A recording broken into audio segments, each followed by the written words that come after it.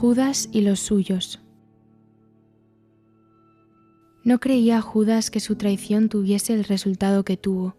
Quería obtener la recompensa ofrecida y agradar a los fariseos entregando a Jesús. No pensaba en el juicio ni en la crucifixión del Maestro. Sus miras no iban tan allá.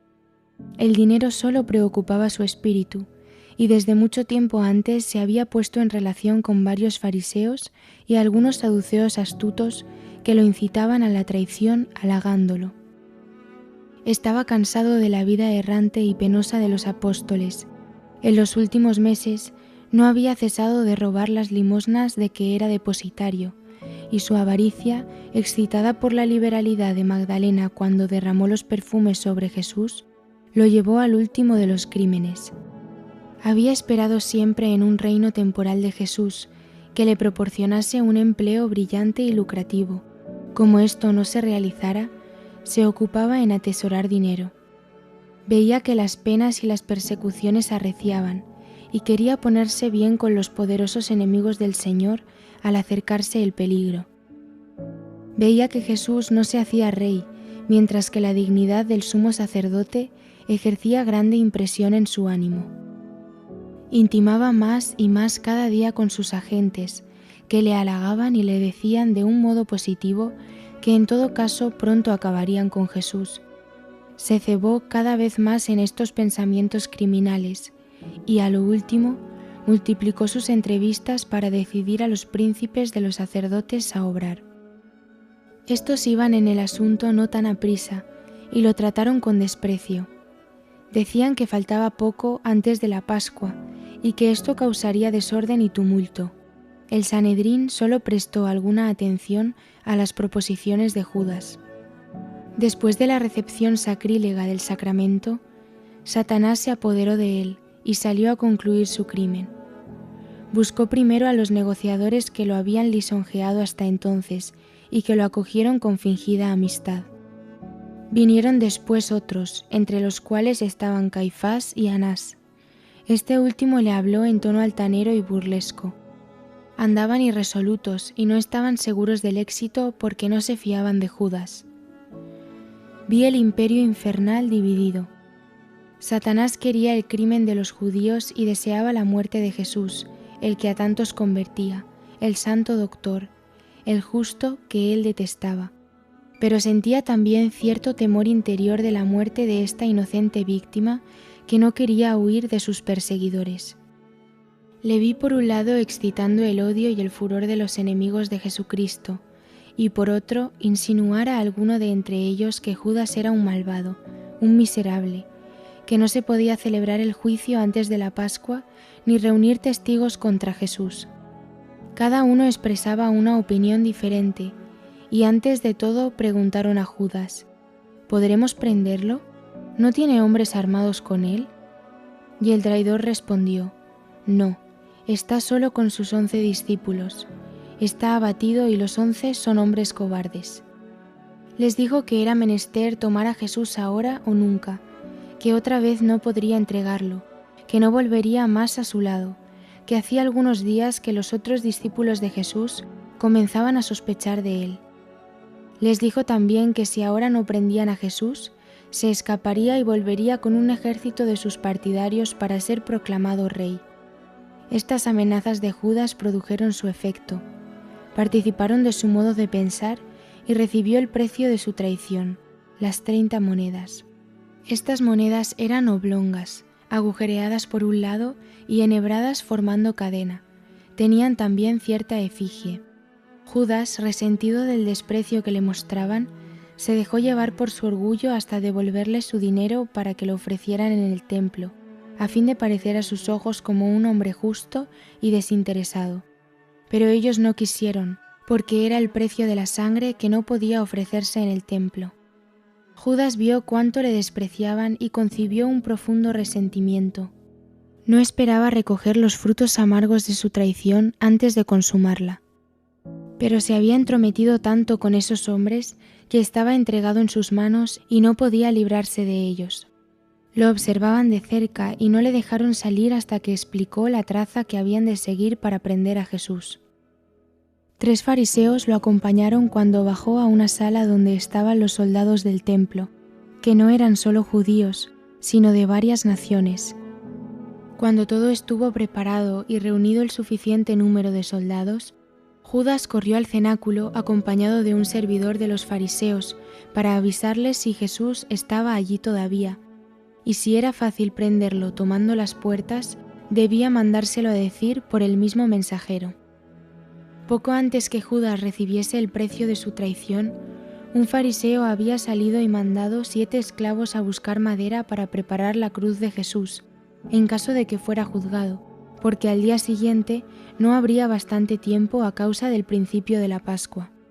Tomaron la madera a 1/4 de legua de allí, cerca de un gran muro, donde había mucha perteneciente al servicio del templo, y la llevaron a una plaza detrás del tribunal de Caifás. La pieza principal de la cruz había sido un árbol del valle de Josafat plantado cerca del torrente de Cedrón. Habiendo caído atravesado, habían hecho de él una especie de puente. Cuando Nehemías escondió el fuego y los vasos sagrados en el estanque de Betesda, lo echaron por encima con otros maderos. Después lo habían sacado y puesto a un lado. La cruz fue preparada de un modo particular, bien sea porque querían burlarse de su dignidad de rey, bien sea por una casualidad aparente. Se componía de 5 piezas sin contar la inscripción. He visto otras muchas cosas relativas a la cruz y he sabido el significado de las diversas circunstancias, pero todo se me ha olvidado. Judas volvió diciendo que Jesús no estaba en el cenáculo, pero que debía estar ciertamente en el monte de los Olivos, en el sitio donde tenía costumbre de orar. Pidió que enviaran con él una pequeña partida de soldados por miedo de que los discípulos que estaban alertas no se alarmasen y excitaran una sedición. 300 hombres debían ocupar las puertas y las calles de Ofel, parte de la ciudad situada al sur del templo, y el valle de Millo, hasta la casa de Anás, en lo alto de Sión, a fin de enviar refuerzos si era necesario, pues él decía que todo el pueblo de Ofel era partidario de Jesús.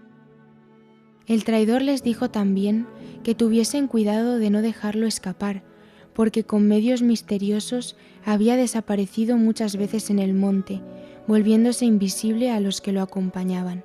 Les aconsejó que lo atasen con una cadena y que usaran ciertos medios mágicos para impedir que la rompiera. Los judíos recibieron estos avisos con desprecio y le dijeron: «Si lo llegamos a prender, no se escapará». Judas tomó sus medidas con los que le debían acompañar. Quería entrar en el huerto delante de ellos y besar y saludar a Jesús como amigo y discípulo. Entonces los soldados se presentarían y prenderían a Jesús. Deseaban que creyera que se hallaba allí por casualidad, y cuando ellos se presentaran, él huiría como los otros discípulos y no volverían a oír hablar de él. Pensaba también que habría algún tumulto, que los apóstoles se defenderían y que Jesús desaparecería como hiciera otras veces. Este pensamiento le asaltaba cuando se sentía mortificado por el desprecio de los enemigos de Jesús, pero sin arrepentirse, porque se había entregado enteramente a Satanás. No quería tampoco que los que vinieran detrás de él trajesen cadenas y cordeles.